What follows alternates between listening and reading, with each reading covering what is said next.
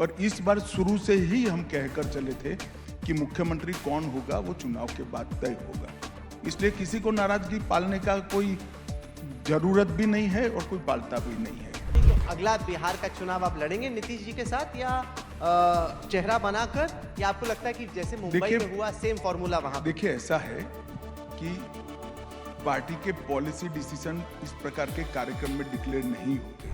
105 सीटें थी महाराष्ट्र में जहां पर महाविकास अघाड़ी लोकसभा चुनाव में जीती, जो आपने फ्लिप की असेंबली इलेक्शंस में 23 नवंबर को। वर्तमान राजनीतिक इतिहास में इतना बड़ा टर्न अराउंड बहुत कम देखा है। साधारण तौर पे 30 साल का इलेक्टोरल डेटा ये दिखाता है कि जो लोकसभा में होता है कुछ महीने बाद अगर विधानसभा का चुनाव होता है तो वही ट्रेंड कंटिन्यू करता है। कैसे रिवर्स किया आपने इस ट्रेंड? देखिए, आपका एनालिसिस का बेस ही गलत है। गत चुनाव में भी भारतीय जनता पार्टी को नरेंद्र मोदी और देवेंद्र फडणवीस को मेजॉरिटी मिली थी।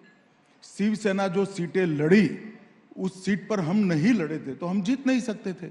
शिवसेना हमारे साथ थी तो उनको मैंडेट मिला था और हमें पूरा मैंडेट मिला था। उस वक्त भी 2/3 बहुमत से भारतीय जनता पार्टी जीती थी। मुख्यमंत्री बनने की लालच में उद्धव ठाकरे ने हमसे विश्वासघात किया, न केवल हमसे, महाराष्ट्र के जनादेश के साथ विश्वासघात किया। तो उस वक्त भी 2/3 हमारा बहुमत था, आज भी 2/3 बहुमत है। सवाल आपका चश्मा बरोबर नहीं है। उस वक्त हमारे साथ उद्धव ठाकरे की शिवसेना ने विश्वासघात किया था। जनता ने वो भी जहन में रखा और फिर 2.5 साल जो सरकार बनी उसने विकास के जो काम करे, इसके अलावे नरेंद्र मोदी सरकार के 10 साल के काम की एक बहुत पॉजिटिव लेगेसी भी पड़ी थी। तो कुल मिलाकर एक प्रचंड विजय सामने आया है। मैं आपके कार्यक्रम के माध्यम से महाराष्ट्र की जनता का हृदय से धन्यवाद करना चाहता हूं कि आपने एक उचित निर्णय कर महाराष्ट्र को सुरक्षित हाथों में सौंपा।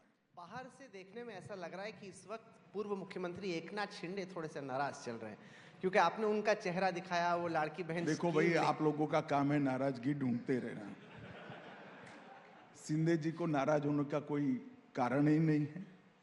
हमारा काफी ज्यादा सीट है, गत समय भी हमारा काफी ज्यादा सीट था, परंतु हमने शिंदे जी को मुख्यमंत्री बनाया था।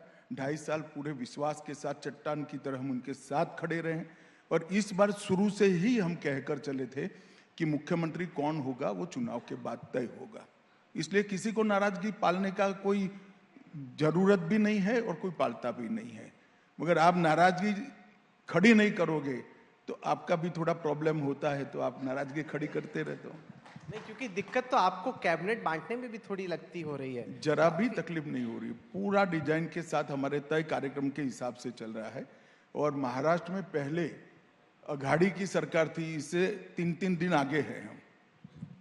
मुंबई से पटना मैसेज किया गया है, क्योंकि पटना में अगले साल चुनाव है बिहार में, तो ऐसा तो नहीं कि नीतीश कुमार और जेडीयू को लगे कि लड़ेंगे तो साथ में, अभी हम मुख्यमंत्री हैं, बाद में बीजेपी गेम कर सकते।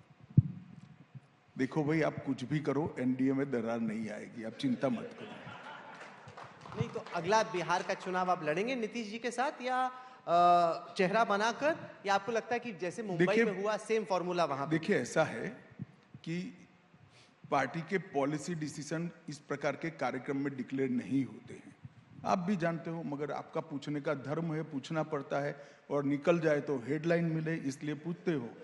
परंतु मैं डिसिप्लिन कार्यकर्ता हूं भारतीय जनता पार्टी का, ये पार्लियामेंट्री बोर्ड का अधिकार है, नीतीश कुमार जी की पार्टी का भी अधिकार है। सभी दल साथ में बैठकर हम तय करेंगे और तय करेंगे तब आपको बता भी देंगे।